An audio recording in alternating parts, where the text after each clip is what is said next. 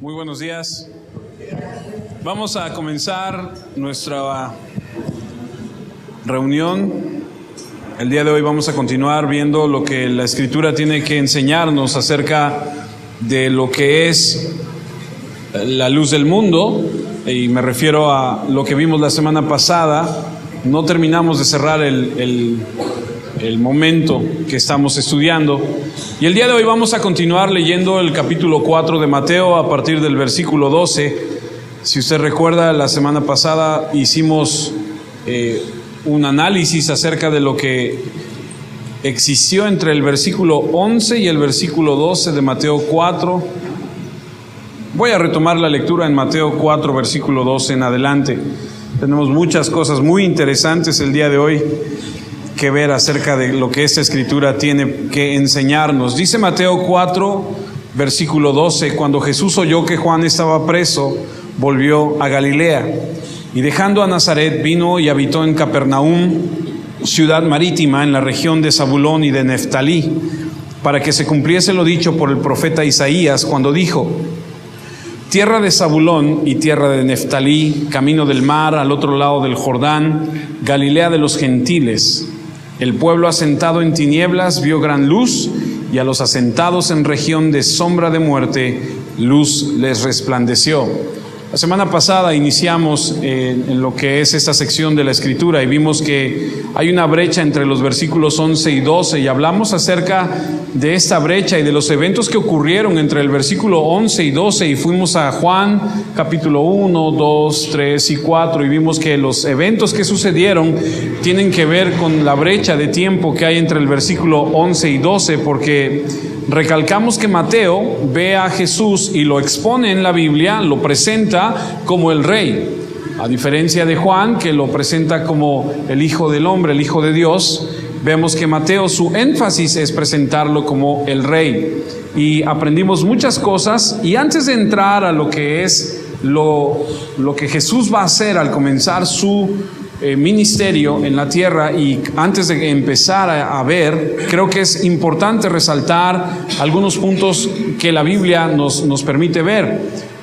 Uno de los puntos interesantes de la Biblia, de esta porción de la Biblia, es que Jesús comienza su ministerio en un lugar llamado Galilea, en una región de esta parte de Israel, y es Galilea, y no solamente es Galilea, sino se refiere a la Biblia como Galilea de los gentiles. Y es importante resaltar porque cuando Jesús comienza su ministerio, lo hace en el lugar correcto, con los seguidores correctos, con el propósito correcto.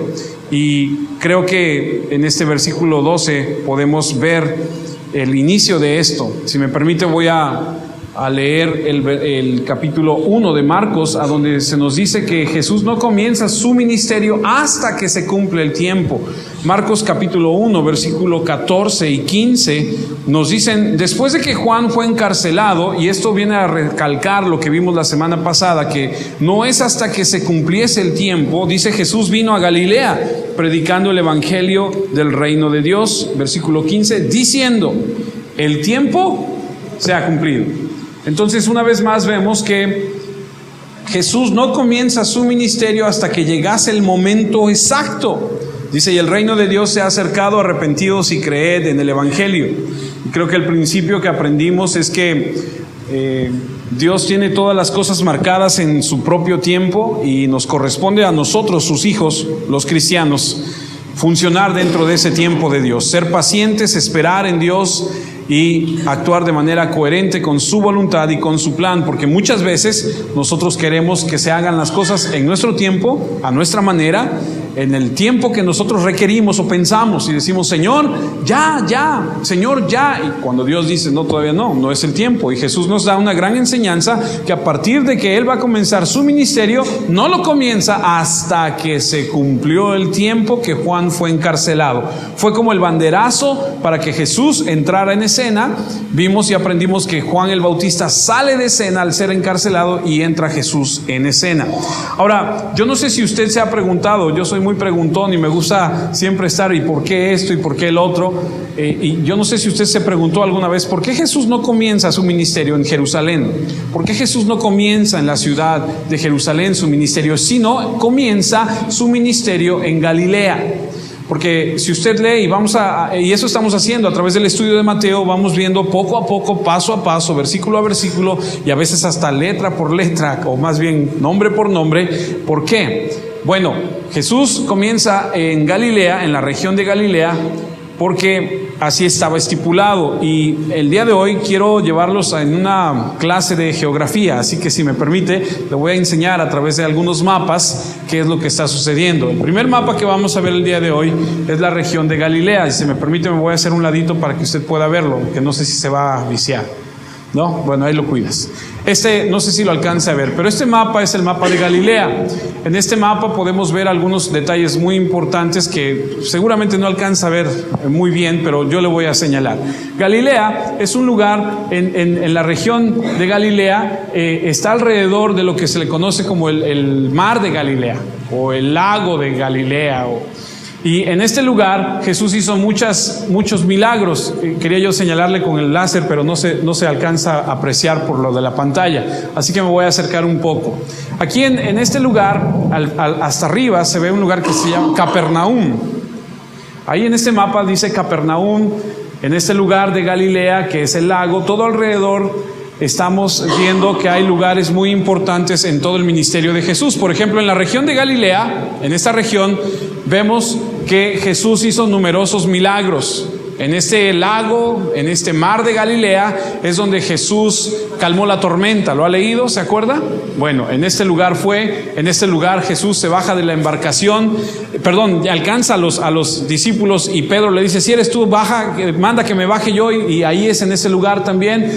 Se piensa que en este lugar, entre lo que es donde vivió Jesús de Capernaum y un lugar de aquí, está el monte donde fue el sermón del monte. Es el hogar de María Magdalena, y hay muchos sucesos muy importantes. Por ejemplo, en Galilea es la región de donde era Pedro, Andrés, Leví, Juan, Santiago, donde era María Magdalena. Es donde se ubica el monte de donde Jesús dio su primer sermón, que lo conocemos como el Sermón del Monte, que en próximas semanas vamos a volver a tocar. En esa región se encuentra, de este lado, en esta parte de acá, en esta sección de aquí, se encuentra, a ver Miguel, ahí con el mouse, ahí se encuentra la ciudad que se llama, ¿cómo se llama esta ciudad? Gadara, que es la región de Gad, que es de donde era el endemoniado. ¿Se acuerdan del endemoniado gadareno? Sí, así como algunos de ustedes cuando se ponen así medio así de por allá, de allá viene todo eso. Era un lugar que se le conoce como de la región de Decápolis. Este lugar, Decápolis, tal vez lo escuche usted en alguna lectura de la Biblia. Decápolis es un lugar que quiere decir 10 ciudades. Son 10 ciudades que le correspondían a ese lugar, que pertenecen a las tribus de Gad y de Manasés. Y aquí es donde Jesús está llevando a cabo su ministerio.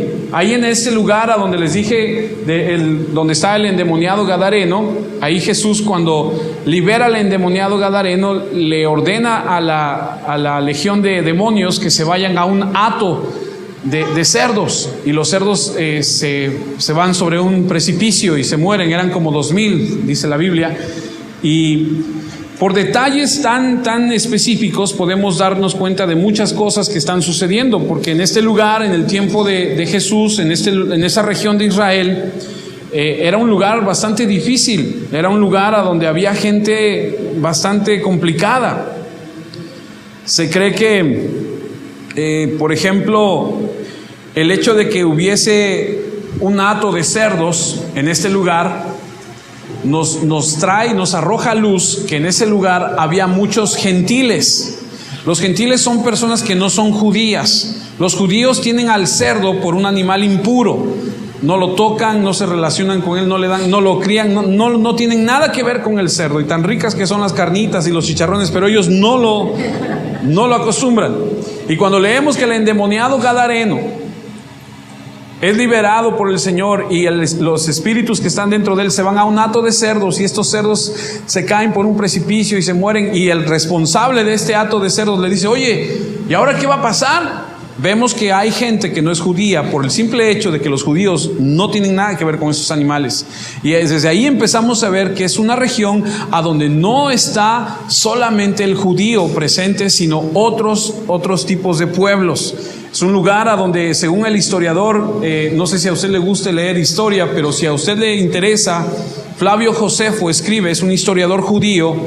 Flavio Josefo, historiador, escribe que en el tiempo de Jesús, escribe que en esta región de Galilea, los galileos, dice de ellos lo siguiente: ellos estaban siempre dispuestos al cambio y se deleitaban en sublevaciones, es decir, en otras palabras, les gustaba la revolución, les gustaba, eran como de la izquierda, ¿no? Siempre estaban inconformes, siempre estaban prestos, siempre les gustaba estar en desacuerdo y nada más necesitaban de tantito para echarlos a andar para una revolución.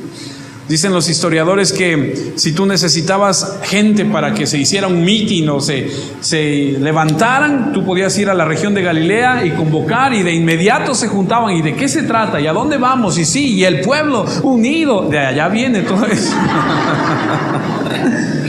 Y entonces Jesús va a esta región de Israel, va a esta región para empezar su ministerio ahí. Ahora, hay una razón por la cual Jesús va a comenzar ahí su ministerio. Hay una razón muy interesante, y creo que cuando lo leemos en la Escritura, como lo leímos hace un momento en Mateo 4, versículos 12, 13, 15, no alcanzamos a apreciar qué es lo que está sucediendo. Por eso me quiero detener un momento en todo esto, porque creo que el versículo 15 nos va a dar mucha luz. Lo tienes ahí, ¿verdad? Donde dice: tierra de Zabulón y tierra de Neftalí, camino del mar, al otro lado del Jordán, Galilea de los gentiles. Este versículo nos va a permitir aprender tres cosas muy diferentes y muy interesantes. Por ejemplo, ¿quién es este o qué es este Zabulón? ¿Qué es este Neftalí? Si usted no está muy familiarizado con la Biblia, debe usted saber que este Zabulón y este Neftalí corresponde a los nombres de unos hombres. Estos hombres son hijos de Jacob. Y quisiera yo resumirle, no sé, 500 años en 5 minutos. Así que téngame paciencia y ayúdeme. A ver, vamos a ver si lo podemos descifrar. El de hasta arriba es Abraham. No sé si se alcanza a ver ahora, déjame ver. No se alcanza a ver. Pero el de hasta arriba es el patriarca Abraham, ¿ok? Ahora, Abraham, si usted ha leído la Biblia detenidamente, sabrá que Abraham, cuando Dios se le presenta y le dice: te voy a dar hijos, su esposa, para ayudar a Dios y para que las cosas marcharan bien, dicen algunos teólogos que Abraham, escuche, era una persona muy rica porque poseía pozos en el camino en el que las caravanas venían.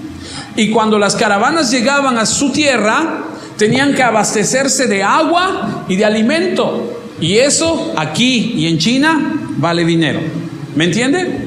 Entonces Abraham empezó a ser muy rico y muy popular. Y Abraham significa padre enaltecido. Y seguramente en las conversaciones que tenían con las caravanas, le preguntaban: ¿y usted, señor, cómo se llama?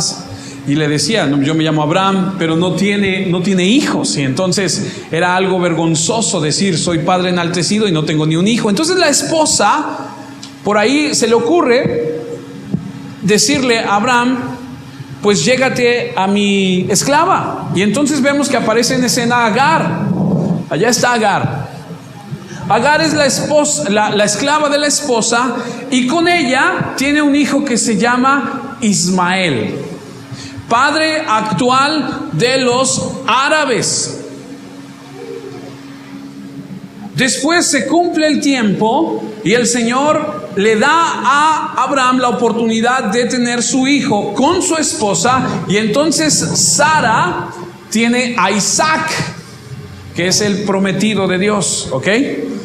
Más adelante, y solamente por mencionarlo porque ahí está, cuando Sara muere, Abraham, como dice la Biblia que no es bueno que el hombre esté solito, se vuelve a casar y tiene otra mujer y tiene otros hijos. La Biblia dice que Abraham tuvo otra mujer y tuvo otros hijos. Para aquellos que creían que Abraham solamente había estado con Sara y que nada más Ismael e Isaac, la Biblia dice que tuvo otros hijos con otra mujer y ahí están. Tuvo 1, 2, 3, 4, 5, 6 hijos más, aparte de Isaac y aparte de Ismael. Ahora, usted piénselo por un momento. Usted de repente dice, ¿por qué se pelean tanto allá en Israel? Y los árabes no quieren a los judíos. Bueno, espérate, porque cuando se llegó el momento de repartir la tierra, eso pasa allá y pasa acá. Dijeron, nuestro padre Abraham nos dejó la tierra. Y entonces todo el mundo pega de brinco, ¿cierto? Y aquellos que son medios hermanos dicen, ¿y tú por qué te vas a quedar con todo si también era nuestro padre? Y hay un pleito hasta el día de hoy por decisiones que tomó equivocadamente Abraham. Pero eso, como lo decía la nana Chana, esa es otra historia. Nosotros continuamos con la nuestra. Ahora, Isaac se casa con una mujer llamada Rebeca. Rebeca tiene 2 hijos. ¿Vamos bien? ¿No se me ha perdido? Tiene 2 hijos. Uno de ellos se llama Ismael. No. Se llama Jacob. Y su hermano se llama Esaú. Yo me equivoqué, discúlpeme. Uno de ellos se llama Jacob y el otro se llama Esaú. Esaú es el que le vende la primogenitura a su hermano cuando tiene mucha hambre. Le dice, tengo mucha hambre, ¿tienes algo? Sí, ¿cómo no? Y el otro le da de comer y se la vende. Si usted no se sabe la historia, usted tiene que leer más la Biblia. Vaya usted allá al Génesis y lea un poquito más y se dará cuenta de la historia. Pero ¿qué queremos resaltar? Queremos resaltar que en ese momento el que está a punto de entrar en escena es Jacob, que después de un tiempo se convierte en Israel. Cuando viene el tiempo de hambre en la tierra, Dios lleva cautivo, porque lo han vendido, a uno de los hijos de Jacob, que se llama José. ¿Se acuerda de José el soñador? ¿Sí? Bueno, José el soñador va a Egipto, vendido por sus hermanos, y en Egipto llega a ser muy poderoso, el segundo del faraón. Pero del resto de sus hermanos son estos. Aquí está Gad, está Asa, Rubén, Simeón, Leví, Judá, Isaacar, Zabulón.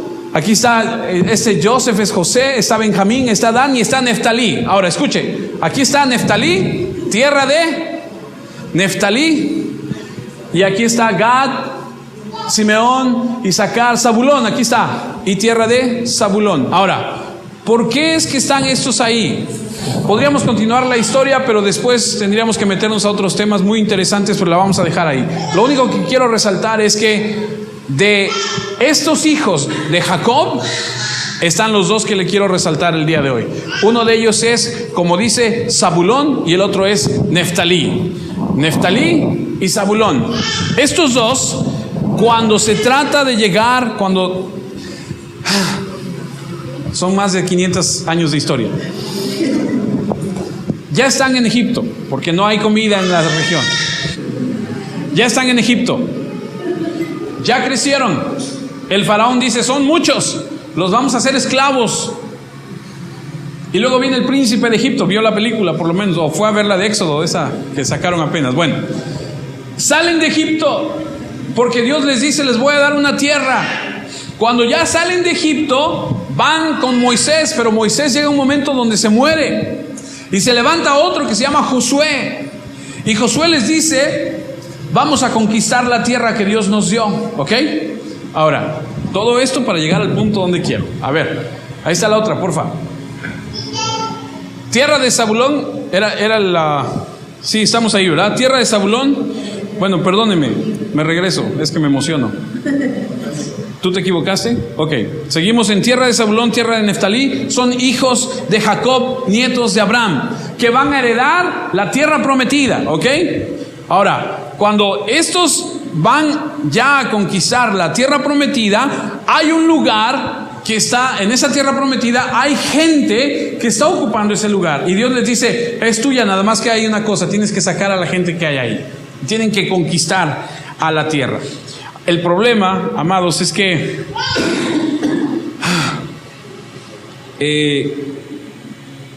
cuando vienen a conquistar la tierra, Dios les dice: no se junten con nadie, a todos deséchenlos, a todos mátenlos, a todos sáquenlos, no se junten con esa gente.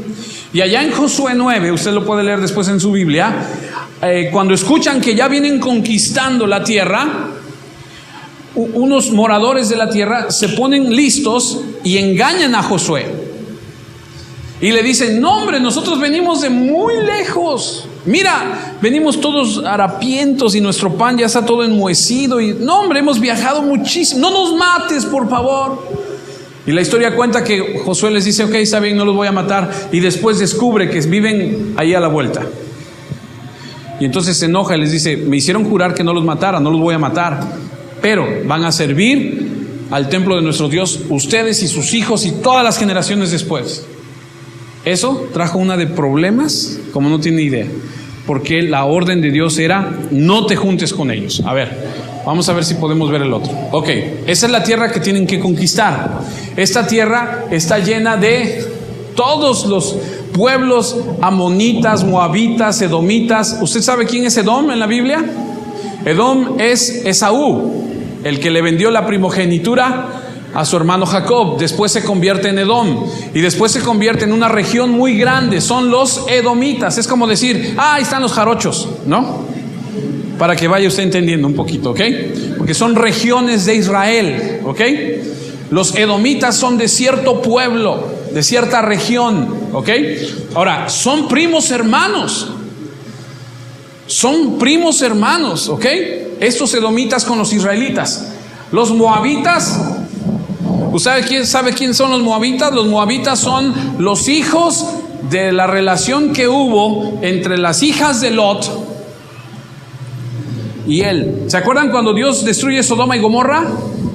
Dios destruye Sodoma y Gomorra, le dice a Lot: salte. Y se va con su esposa y su esposa se voltea y se convierte. ¿Se acuerdan? Bueno, ya sabe usted un poco de historia. Bueno, llega a un lugar a donde están por un tiempo y después se van a vivir a una cueva, y las hijas le dice una a otra: oye, nuestro papá ya está grande, no hay hombres en la tierra. No vaya a ser que se muera y nos quedemos solas tú y yo. Vamos a llegarnos a él. Y lo emborrachan y se acuestan con él. Y de ese incesto, de esa relación de incesto, nace un hombre que se llama Moab. Y esta es la región de los moabitas. Y ahí están todos. Aquí dice tierra de Canaán. Ahí está donde van a ir los israelitas a conquistar la tierra. Ahora, déjeme ver si podemos ver la otra. Ok, ahí está. Es un pequeño video para que usted tenga una idea de lo que sucedió cuando los israelitas llegan. ¿Por qué? Porque le tengo que hacer toda esta historia para llevarle al punto que quiero. Ojalá que no se me aburra ni se duerma, ¿ok? A ver, eso es lo que va a suceder. Ya viene el pueblo de Israel, salió de Egipto y ya va a conquistar la tierra. Aquí viene el pueblo de Israel con Josué y conquistan la parte de este lado de lo que es el río Jordán. Después cruzan el río Jordán y conquistan Jericó. Aquí está Jericó, ahí están los muros. Mire, ahorita se van a caer los muros para que vea usted que sí fuese cierto. Ahí está, ahí se caen los muros, conquistan Jericó y empieza una campaña de conquista de todo lo que es Canaán. Empiezan a conquistar la tierra de Canaán. Ya pasaron allá por Moab y ahí van conquistando poco a poco, mire, quemando las ciudades, etcétera. Y es una campaña que tiene el pueblo de Israel de conquistar la tierra que Dios les ha dado. Van liderados por Josué y Josué poco a poco va ganando terreno. Esa pequeña alusión ahí es cuando en el valle pelean y le dice Josué a Dios que no se oculte la luna, que no se meta el sol y que no salga el sol. Y Dios le concede eso a Josué mientras siguen en la batalla. Y Josué está conquistando reino por reino. En ocasiones se juntaban 2, 3 reinos y venían contra los israelitas a hacerles la guerra. Y ellos iban conquistando poco a poco, ciudad por ciudad, región por región. Ahora, aquí va algo interesante. Cuando ellos ya van para la parte norte, cuando ya van para la parte norte del reino, es a donde les digo que vienen unos de lejos. Ya escucharon que vienen conquistando, se ponen de acuerdo y dicen: vamos a verlos. Y entonces cuando vienen ya para conquistar, les salen al encuentro y les dicen: oye, danos chance, nosotros mira, venimos de muy lejos, y los engañan y les dicen, ok, está bien, continúa, y les dan chance y no los matan, y entonces se quedan a vivir entre ellos. Desde ese entonces, desde la conquista de la tierra, esta gente engaña a Josué y se queda a vivir entre ellos. ¿Por qué le digo todo esto? Porque desde entonces se empiezan a mezclar, y a partir de que ellos llegan ahí y no expulsan a los gentiles, se empieza a convertir esa región de Galilea en Galilea de los gentiles, por no haber echado fuera a estos, ¿ok? Ahora, continúo en lo que es Mateo 4, versículo 15. Tierra de Zabulón y de Neftalí. Ya vimos que Zabulón y Neftalí es hijo de Jacob. Ya vimos que ya les repartieron la tierra, porque en el siguiente, aquí está, mire, en la siguiente ya repartieron, ya la conquistaron, ahora la dividen y dicen, ahora a ti te toca tal lugar, a ti te va a tocar tal lugar, a ti te va a tocar de aquel lado del río, y la empiezan a repartir. Y Neftalí y Zabulón, ¿sí los ve? Neftalí y Zabulón, ahí están, ahí está Neftalí, Zabulón. Y ahora puedes, por favor, ese pequeño lago que está ahí, lo puedes, el de abajo, ese es el lago del que estamos hablando, el mar de Galilea. Es ahí alrededor donde Jesús va a andar. Ahora, en esa parte del norte fue donde los engañaron y no echaron fuera a la gente. Ahí está Neftalí, ahí está Zabulón. Esa es la tierra donde empezó Jesús. Ahora, cuando leemos capítulo 4, Mateo, versículo 15, tierra de Zabulón, tierra de Neftalí, camino del mar, al otro lado del Jordán, Galilea de los gentiles. ¿Puedes poner la otra, por favor? Tenemos que entender que camino del mar, amados, no es una expresión, es realmente un camino que existía. Ahora, ¿por qué le digo esto? Camino del mar es, a ver si lo puedo, los que están en rojo son caminos principales. Los que están en amarillo son caminos, ¿cómo se les dirá? ¿Cómo? Vecinales, alternos, no tan importantes. En el camino rojo que parte de Damasco, que está en la parte de hasta allá arriba, allá donde está el 1, en la esquina dice Damasco. Usted no lo ve, pero ahí dice Damasco. En esa parte de por acá, ahí dice Damasco. Ahora, ahí hay un camino rojo que viene, ahí sigue ese camino rojo. No, ese es el camino del rey, el otro, el de arriba, ese. Ahí viene, baja, dale ahí párate. Ahí dice Mar de Galilea, ¿cierto? Es lo que estamos hablando. Ahora, dale la vuelta, sigue el camino rojo, así como, ándale así, como el Mago de Oz, ahí sigue. Sigue, allá está. Toda esa región de Galilea ahora se va a ir hasta allá. Ahí dice Vía Maris, ¿ves? Ya lo vi, ok. Ese Vía Maris no es Mari la vecina, es la vía del mar, ok. Camino del mar. ¿Por qué? Usted sabe que en la Biblia todo tiene una razón de ser. O sea, ¿por qué Mateo 4, versículo 15, tierra de Zabulón, tierra de Neftalí, camino del mar? Bueno, hay una razón muy importante. A diferencia de Israel que está en una meseta alta. ¿Alguien ha ido a Israel? Creo que algunos alguna vez fueron. Está en una meseta alta.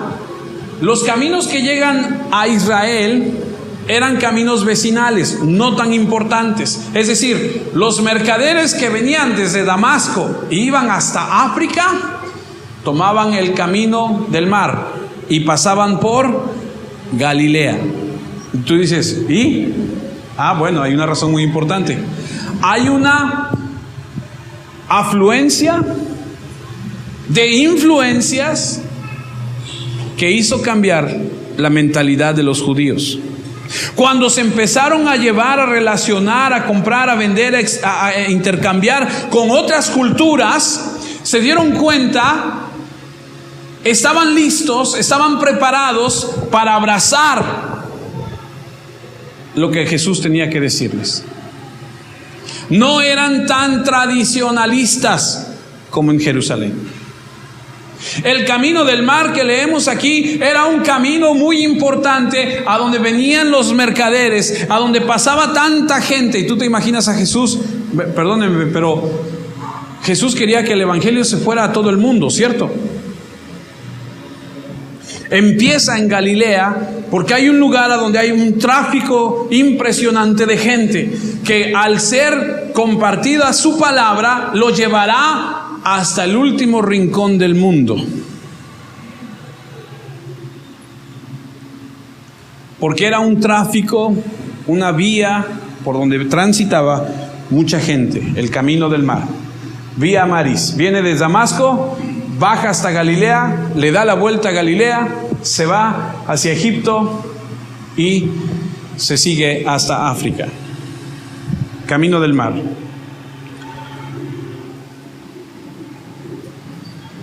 Las personas no se molestaban en pasar a Jerusalén. Para pasar a Jerusalén había que tomar otro camino, había que subir. Si no tenías nada que ir, decías, yo no necesito pasar a Jerusalén, yo me voy por esta vía alterna y me voy hasta donde tengo que ir. Ahí comienza Jesús su ministerio.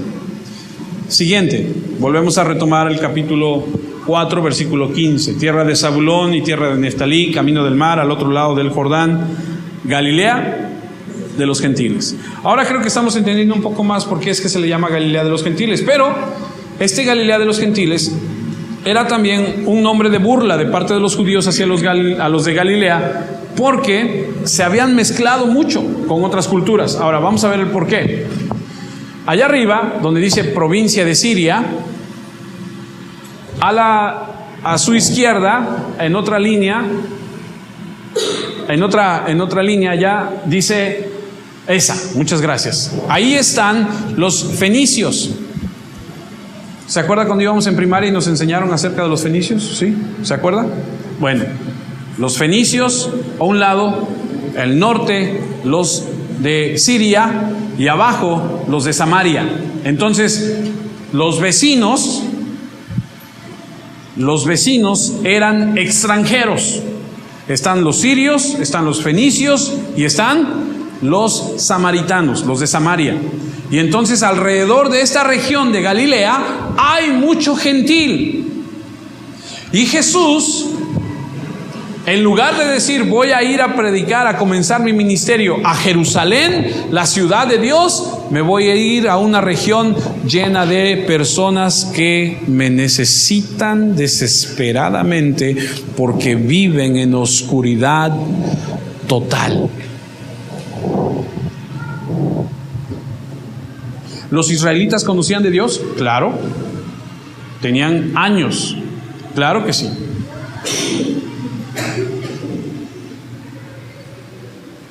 Ahora entendemos por qué se le llama Galilea de los gentiles. Jesús iba a comenzar a predicar en tierra fértil, en corazones hambrientos. Desde el inicio de su ministerio, Jesús manda un mensaje claro: la salvación no solamente es para Israel. ¿Me está siguiendo?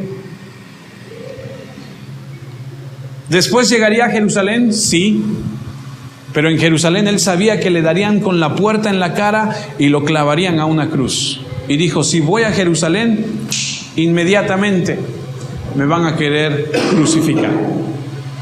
Por eso su ministerio, 3 años antes, lo comienza en este lugar, en esta región. Por eso es que dice, y dejando Nazaret. ¿Se acuerda que vimos la semana pasada que Jesús, usted tiene su Biblia ahí, si usted tiene su Biblia ahí en Mateo 4, gracias. Dejando Nazaret vino y habitó, dice la Escritura, en Capernaum, ciudad marítima. Ahora, hablemos un segundo de Capernaum. Fíjese qué interesante. ¿Se acuerda cuando Jesús le habla a Mateo? Creo que fue la primera clase que tuvimos, la primera. Jesús se encuentra a Mateo y le dice, sígueme. Y dice que se levanta y se va y lo sigue. Mateo estaba en Capernaum. Usted lo puede leer allá en Mateo 9:9. Mateo tenía su oficina de recaudación de impuestos en Capernaum. Estaba yo estudiando de Capernaum. ¿Saben? Dicen que era un lugar hermoso. Pero ¿saben? Hoy, hasta hace unos años, solamente vivía una persona ahí. Un monje que cuidaba las ruinas. Ahorita vamos a ver por qué.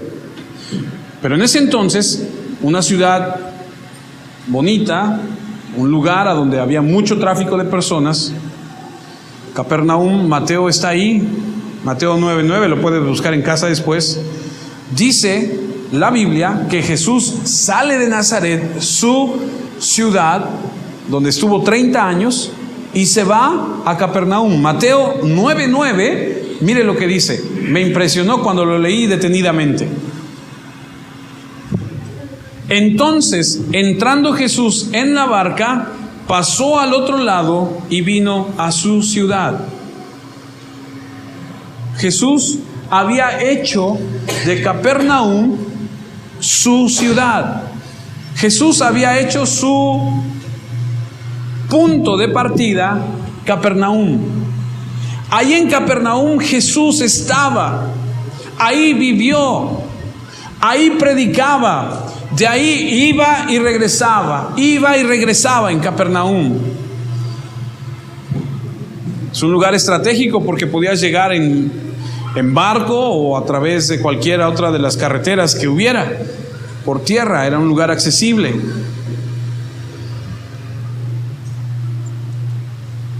Después, más adelante, si Dios nos permite, nos da vida y nos permite, vamos a estudiar Mateo 11, donde dice Mateo 11:23, Jesús se refiere a Capernaum y le dice: tú, Capernaum, eres levantada hasta los cielos y serás derribada hasta los Hades, hasta el Hades. Es a lo que se refiere que inhabitada, desolada es. Estuviste, Jesús mismo estuvo ahí y fue elevada hasta los cielos, pero también lo rechazan y es echada hasta el Hades. Dicen que hay ruinas solamente y es un lugar turístico, pero van, lo visitan, pero no hay otra cosa más que ruinas y con la misma se regresan. No es una ciudad, está desolado. Por eso ahora cuando leo Mateo 4:16 entiendo.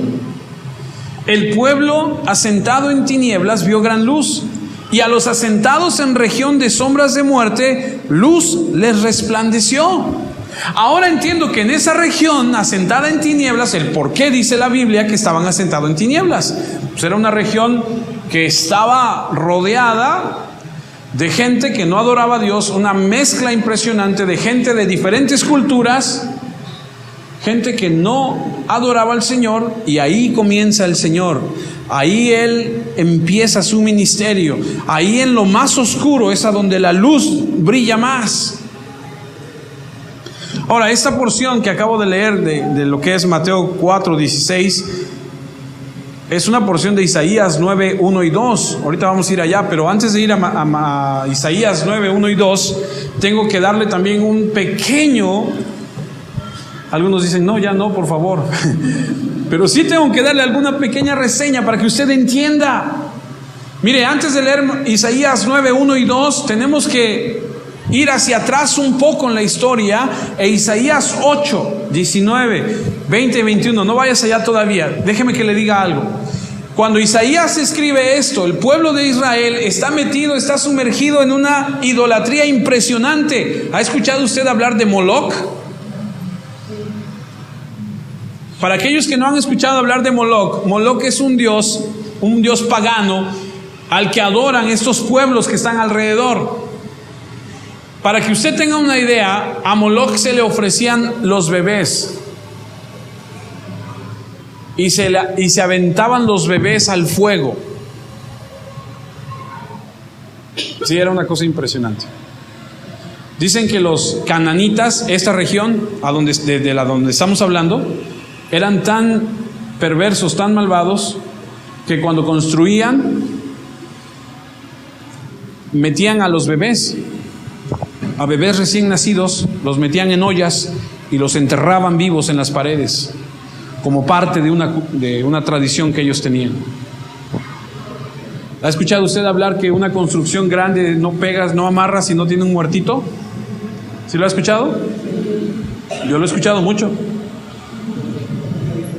Luego me dicen, no, el puente de Metlac, no, ese tiene varios ahí adentro. ¿Quién sabe?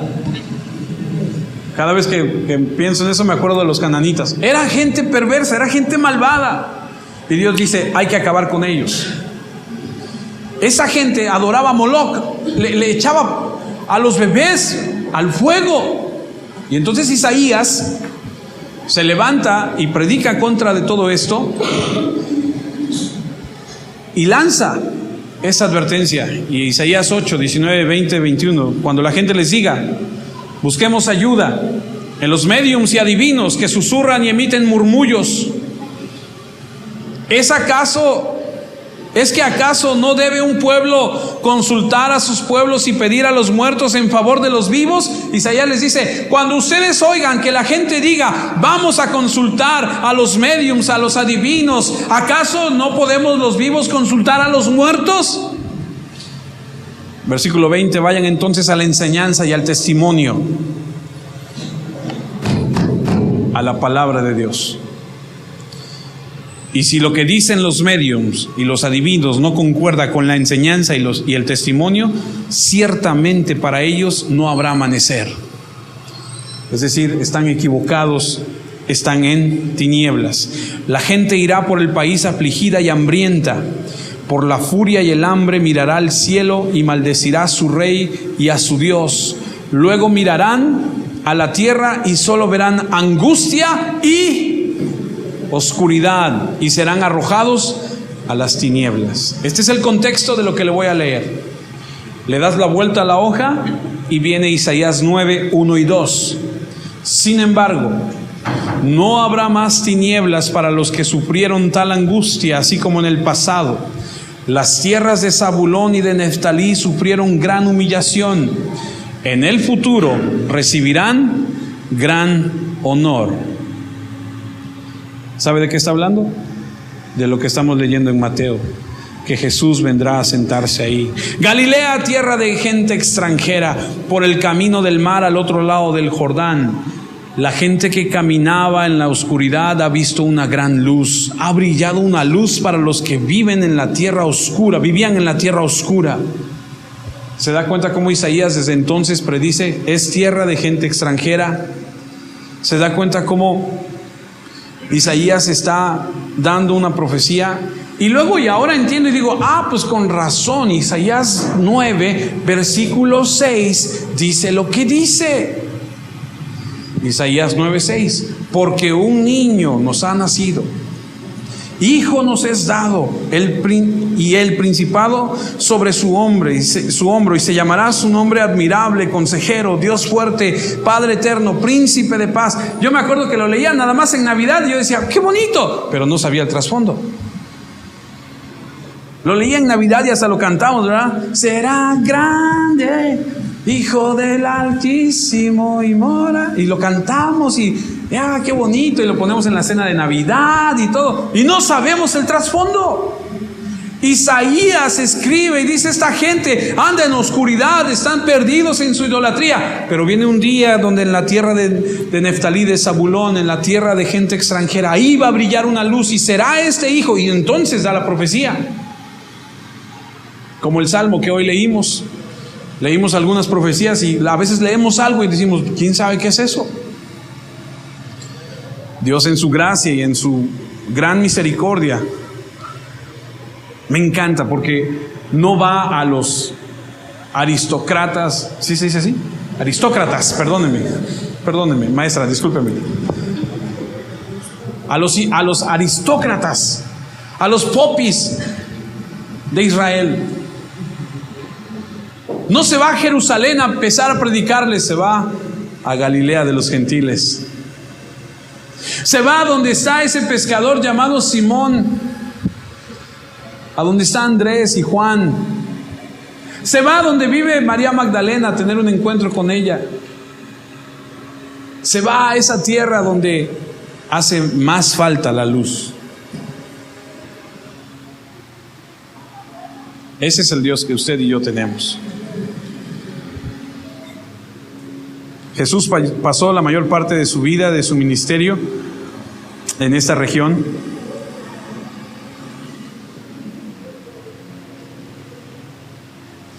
Y de esta forma, después de todo esto, llegamos a Mateo 4:17, a donde dice: desde entonces comenzó Jesús a predicar y a decir: arrepentíos, porque el reino de los cielos se ha acercado.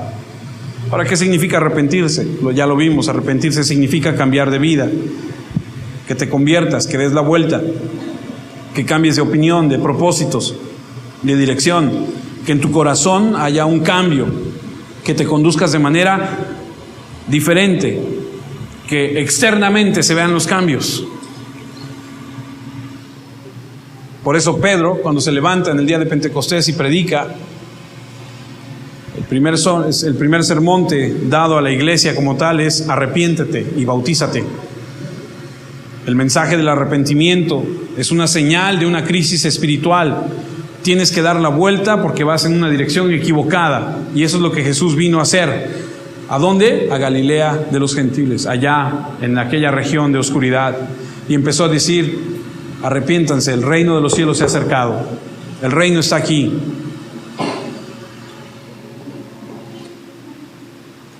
Ahora, usted y yo conocemos la historia. El reino de Dios se acercó, ya está aquí, sí. No se estableció, no, solamente se pospuso. Porque Él no gobierna en la tierra, Él gobierna en nuestras vidas.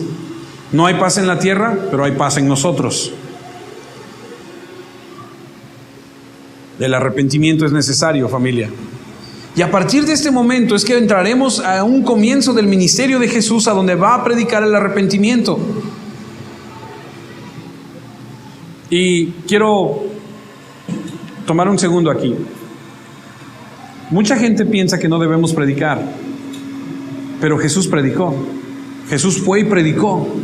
Mucha gente dice: no, pues ¿para qué predicamos si Dios sabe quién va a ser salvo y quién no? ¿Y para qué vamos y decimos? No, que tenemos que ir y predicar el evangelio. Tenemos que ir y decirle a la gente: arrepiéntete. Tenemos que ir a decirle a la gente: estás equivocado, estás mal. Confrontarla con su pecado y presentarle al Dios de la Biblia. Pero hay que predicar como Jesús, con certeza, con autoridad, con palabras y con compromiso. Mateo 4, versículos 18 y 19, que es el tema de la próxima semana, pero déjeme nada más ponerlo sobre la mesa. Andando Jesús junto al mar de Galilea. ¿Por qué hablamos tanto de Galilea? Para que cuando leamos que anda en Galilea, usted se ubique y usted sepa qué está pasando. ¿Dónde es? Vio a dos hermanos, Simón, llamado Pedro, y Andrés su hermano, que echaban la red en el mar porque eran pescadores. Y les dijo: venid en pos de mí y os haré pescadores de hombres. Eso es la próxima semana. Pero para terminar, quiero comentarles algo que leí recientemente.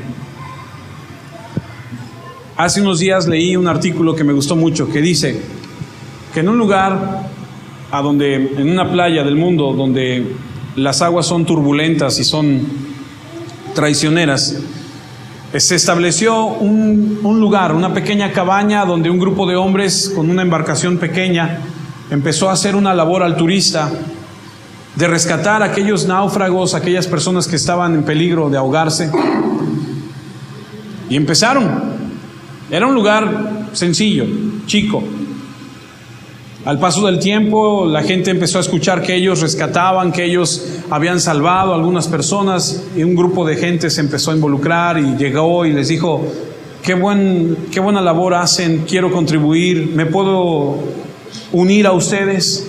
Y se empezaron a juntar personas y empezaron a llegar recursos y empezaron a comprar barcos más grandes. De repente ese lugar sencillo y austero empezó a crecer y empezó a convertirse en un lugar más grande, con equipo más sofisticado. Llegó el momento donde la pequeña cabaña que habían construido ahora era un edificio bastante bueno. Y ahora el interior no era un lugar sencillo, sino un lugar más cómodo, con mejores cosas. Y de repente, y seguían haciendo su labor. Pero de repente empezó a crecer a tal grado que llegó el momento donde era más cómodo quedarse en el lugar y disfrutar de las comodidades que ir al mar y rescatar a la gente perdida. Y entonces contrataron un grupo de personas que se hacía cargo de eso. Decían, ustedes son los que van, y los demás se quedaban. Cuando de repente empezaron a ver esta situación, lo que detonó todo fue cuando en un momento trajeron un grupo de personas que se estaban ahogando en un barco que eran de color negro y otros eran amarillos. Y cuando entraron al lugar y dijeron, van a entrar y se van a asear aquí, pero van a ensuciar, y los acabamos de limpiar y acabamos de arreglar. Y entonces dijeron, vamos a construir un lugar afuera de las instalaciones para que ahí se limpien, ahí se aseen las personas que rescatamos. Y entonces un grupo de personas pegó un grito en el cielo y dijo, eso está mal, porque eso no está bien. Y le dijeron, ¿no te gusta? No, eso está mal. Chao, que te vaya bien. Entonces un grupo de personas salió de ese club de rescate y se fue más adelante por la costa e hizo otro club, solo para darse cuenta que al paso del tiempo volvió a surgir lo mismo. Construyeron, crecieron y cayeron en lo mismo. Esta, amada familia, es un ejemplo simple pero llamativo de lo que sucede en la iglesia hoy en día.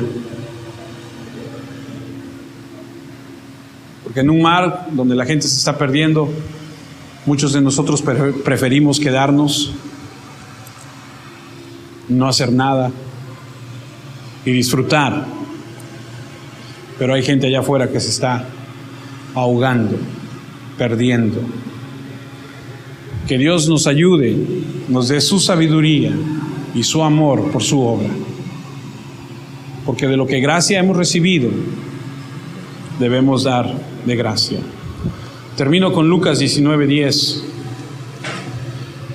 que dice, que es solamente el punto de inicio de la próxima semana, porque el Hijo del Hombre vino a buscar y a salvar lo que se había perdido.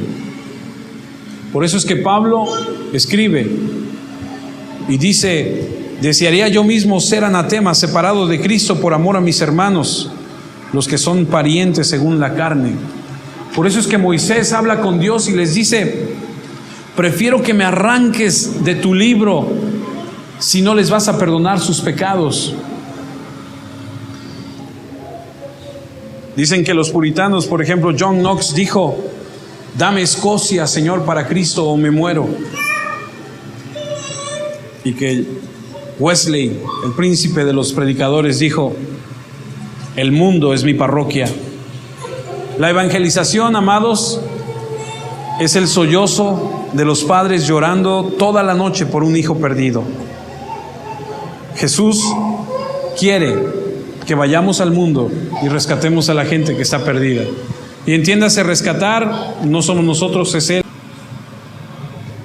Salva a Cristo, Él es el que salva, pero tú eres el instrumento y yo para enseñarle a esa gente de ese Cristo de la Biblia y brillar en la oscuridad. Oremos.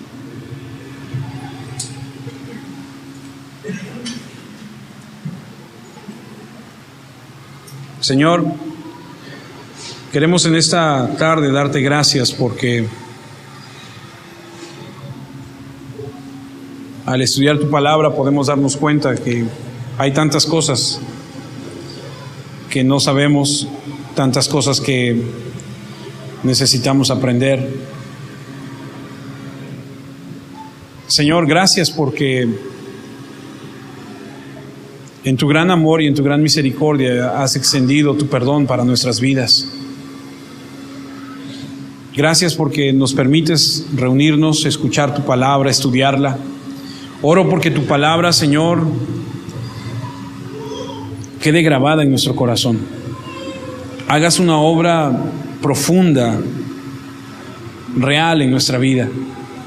Perdónanos por las veces que hemos pensado que tu palabra es aburrida. Perdónanos por las veces que hemos menospreciado el tiempo de estar juntos y escuchar tu palabra. Perdónanos cuando, Señor, incluso al escuchar tu palabra, Señor, nos dormimos, nos aburrimos. Despierta en cada uno de nosotros el interés por tu palabra. Perdónanos porque a veces, Señor, no valoramos lo que nos das. Gracias por tu amor y tu bondad, por tu misericordia y tu perdón.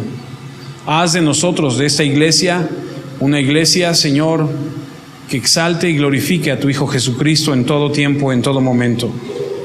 Sigue trabajando en nosotros como lo has hecho desde un principio para exaltar y glorificar tu nombre.